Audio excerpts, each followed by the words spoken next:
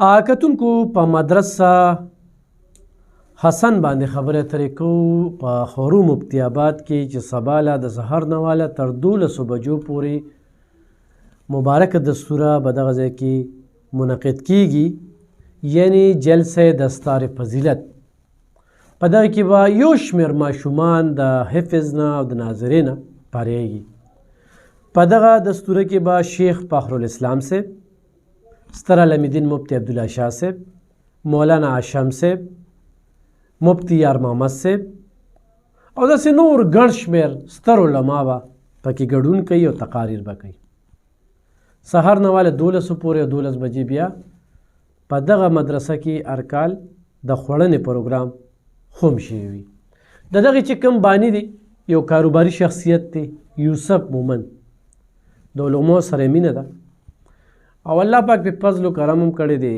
په کلي کې جومات، په مین روډ باندې دغه مدرسه او بیا هر کال له دغې نه په سوونو ماشومان په حفظ او په ناظره باندې فارغېدل، یقینا چې دا د هغه کامیابي ده. او د دغې ابتدام چې کېدله نو مفتی عبدالله شاه صاحب کړې وه، شیخ ادریس صاحب کړې وه. نو سباله د دغه بانی یوسف مومن لخوا ټولو کتونکو ته، خاص عوام ته بلنه ده چې په دغه دستوره کې ګډون وکړي. دغه مبارکې دستورې نه ثواب دارین هم حاصل کړي، د سترو علماو تقاریر هم وورئ او تقاریرو نه زده کړه خو مو کړئ.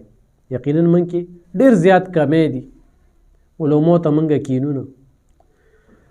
نو دا ما هم ضروري ګڼل چې ما ته څنګه پته ولګېدله، نو ما چې د خپلو کتونکو سره دا پیغام شریک کړم، دا پیغام د سره شیر کې.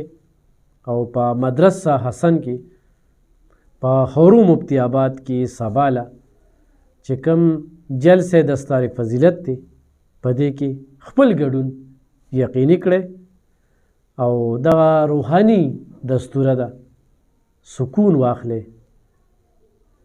نو ضرور ورته راشئ. او بل دا ته ووایم چې یوسف مومن دې وخت کې د پاکستان تحریک انصاف غړی دی، خو په سیاسي خلکو دپاره دا خو هم یو پیغام دی چې سیاست کې هم د علماو قدر شته او پکار هم دی. بل د خیر ښېګړې پکار کې هم سیاست نه دی پکار. څوک چې د چا سره مدد کوي، کومک کوي، مرسته کوي، وکړئ. د لیډرشپ دپاره، د دغه سیاسي مخالفت دپاره خو تاسو یو فاونډیشن ته یا چا سره مدد کوئ نو په دې مه کوئ چې یاره دا خو په دې پارټۍ کې نو دا په دې پارټۍ کې. بره د الله کیمره لګېدلې ده او د الله د رضا دپاره کې را روانه روجه ده او ګراني ډېره زیاته ده. نو په دې کې د سیاست نه بالاتر ځکه چې دغه لیډران د هم په قبر کې په کار نه راځي. همداسې دستورې، همداسې دارالعلوم، داسې مدرسې چې هغې کې ختم القرآن کېږي، چاله هم چې خدای پاک ورکړې ده، نو د یوسف مومن شانتې ځان دپاره د دعا ځای پرېږدی. نو دا د دعا ځای دی. او خو سبا چرې په ګڼ شمېر کې تاسو پکې ګډون وکړو نو دا به هغه ته حوصله افزایي وي، درناوی به وي او د دغه ماشومانو به هم حوصله افزایي وي.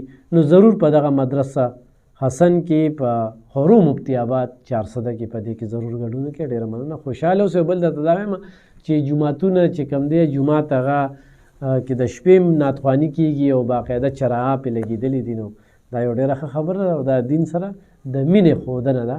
نو دین سره مینه وکړئ، علماو سره مینه وکړئ، مدرسو سره مینه وکړئ او داسې قسمه دستورې درنې کړئ. مننه.